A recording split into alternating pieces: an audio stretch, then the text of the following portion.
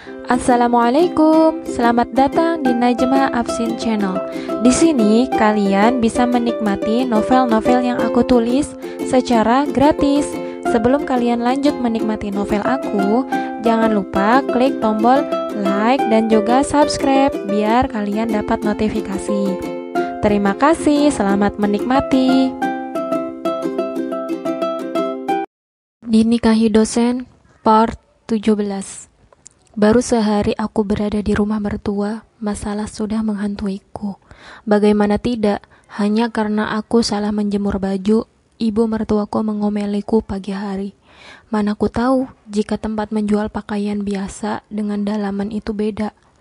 Kamu gak tahu yang namanya privasi itu apa? Tanya mama mertua dengan nada nyolot. Bukan begitu, Ma. Saya kira semua pakaian di sini menjemurnya. Kilahku. Memang aku tidak tahu ya, jangan juga diomelin. Makanya observasi tempat dulu, coba kamu lihat ke atap. Di sana tempat jemuran pakaian dalam. Tegasnya, memangnya aku sedang riset skripsi, harus observasi dulu.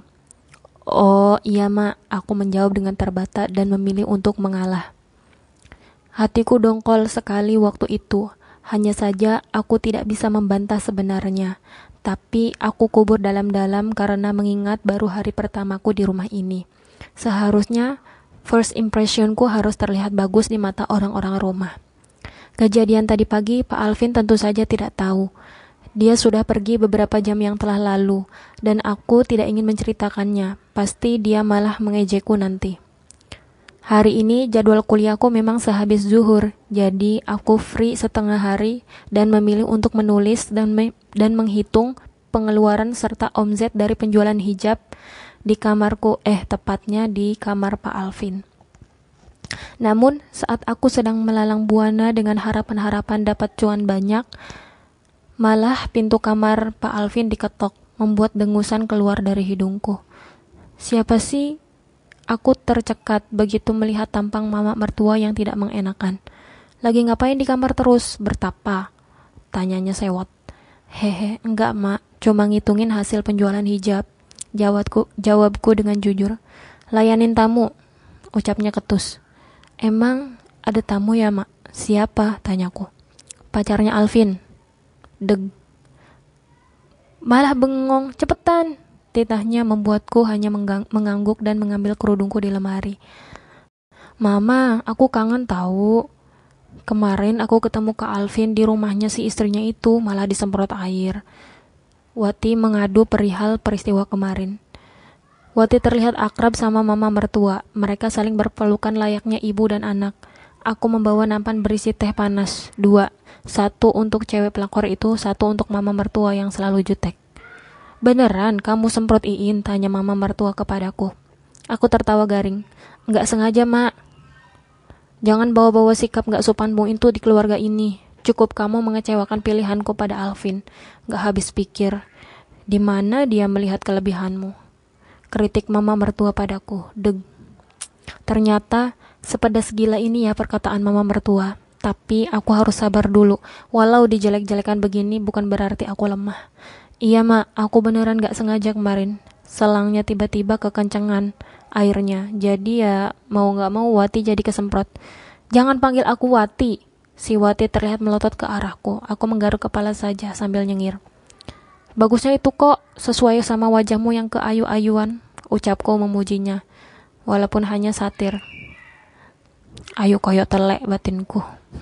Daripada merasa terbakar di sini, lebih baik aku kembali ke kamarku. Namun suara semburan air membuatku kembali berbalik. Panas, teriak Wati sambil mengeluarkan lidahnya ala-ala dog itu. Melihatnya membuatku terbahak. Hahaha, lagian kamu sih gak ditiup dulu, kataku sambil tertawa-tawa. Iin, kamu gak apa-apa? Tanya mama mertua, khawatir sambil menyodorkan tisu pada si Wati. Panas Mak. Amel kan namamu, bisa gak sih perlakukan aku dengan baik? Tanyanya dengan nada nyolot. Kamu lupa kalau aku ini siapa? Tanya Wati. Tahu, aku udah memperlakukan kamu layaknya manusia kok, jawabku santai. Amel, jangan kurang ajar ya kamu. Lebih baik kamu pergi daripada di sini mengganggu Iin, timpal mama mertua. Baiklah, aku pergi saja. Setelah zuhur, barulah aku keluar kamar untuk pergi ke kampus. Aku melihat ayah mertua sudah datang dari tempat kerja. Aku menyelaminya dengan takzim. Amel, Amel berangkat dulu ya ayah. Aku meraih tangan bapak mertua, menyaliminya. Iya, hati-hati. Gimana Alvin ke kamu? Baik kan? Tanya ayah mertua. Baik banget pak, saya sangat bahagia menjadi istrinya, ucapku dengan penuh dusta. Ya Allah, ampuni diriku. Oh, baguslah, sebahagia itu kamu sama anakku. Tanya ayah Alvin lagi. Ya, sampai-sampai saya mau nangis ayah. Apalagi kelakuan mama mertua yang enggak ada baik-baiknya. Sesampainya di kampus, aku bertemu Tiara yang terus-menerus menatapku sambil tersenyum. Entah apa yang sedang dipikirkan bocah mesum itu. Gimana nyoblosnya? Tanya Tiara dengan ambigu. Lagi enggak ada pemilu. Kalau boleh nyoblos kamu pakai pulpen ini, aku siap aja, ancamku sambil mengacungkan pulpen pada wajah Tiara. Santai bun, saya kan cuma tanya, ucapnya sambil nyengir. BTW, gak mungkin lah ya kalian gitu-gituan kalau nanti kamu jadi hamil. Lah itu tahu, kataku dengan sewot. Tapi ya Mel, masa kamu tahan sekamar tapi gak ngapa-ngapain? Tanya Tiara sembari mengerjap-ngerjapkan matanya. Ya tahanlah, aku bukan penggila tubuh pria Udin. Aku menoyor dahi Tiara yang lebar dan jenong itu. Tapi kan Pak Alvin pria, dia pasti udah kebelet kalau deket-deket sama kamu. Mana aku tahu, yang penting dia nggak macam-macam. Lagian itu udah tertulis di kontrak. Kalau melanggar maka akan ada konsekuensinya. Aku nggak bisa bayangin setelah semuanya kalian berpisah.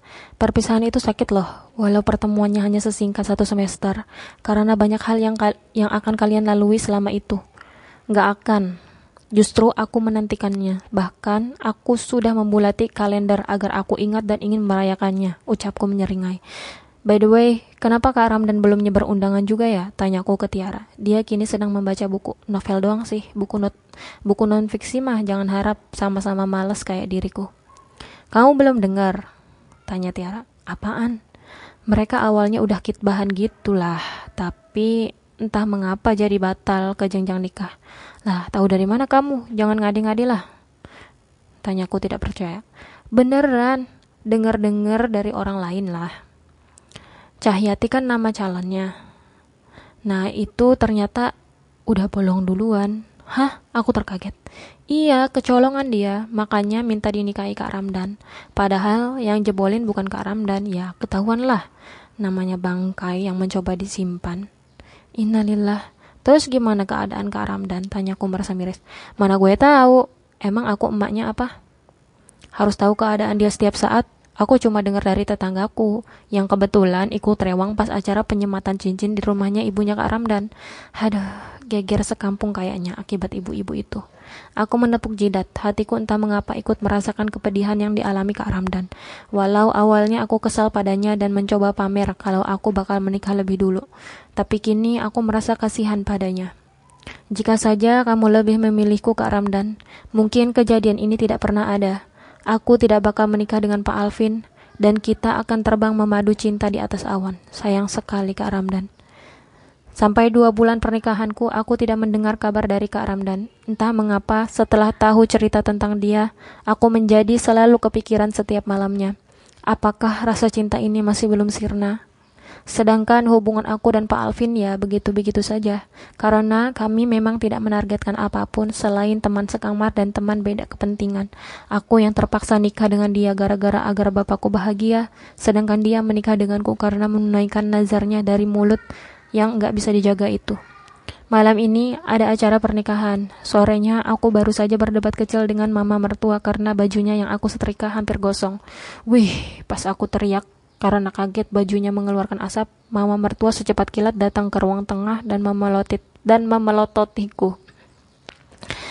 Saya nyuruh kamu nyetrika, bukan bakar baju, geramnya. Aku melihat, matanya memerah. Bibirnya yang selalu merah terlihat komat kamit pula. Mungkin menyumpahiku.